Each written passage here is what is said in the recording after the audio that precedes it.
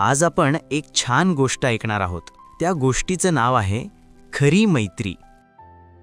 एकदा एका हिरव्यागार जंगलात एक खार आणि एक छोटं पिल्लू राहत होते. ते दोघे खूप चांगले मित्र होते आणि रोज एकत्र खेळत असत. खार खूप चपळ होती आणि प्रत्येक खेळात खूप वेगानं धावत असे. म्हणून जवळजवळ प्रत्येक खेळात खारच जिंकायची.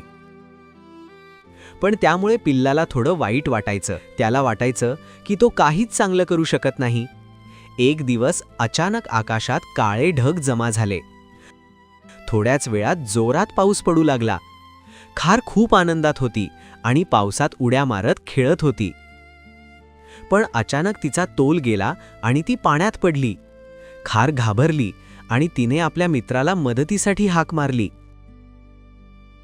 पिल्लू लगेच धावत आले आणि त्याने आपल्या मित्राला मदत केली. खार पिल्लाच्या पाठीवर चढली आणि पिल्लाने तिला सुरक्षित ठिकाणी नेले. खार खूप आनंदी झाली आणि तिने आपल्या मित्राचे मनापासून आभार मानले. मुलांनो, या गोष्टीतून आपल्याला काय शिकायला मिळालं? खरी मैत्री संकटात मदत करते.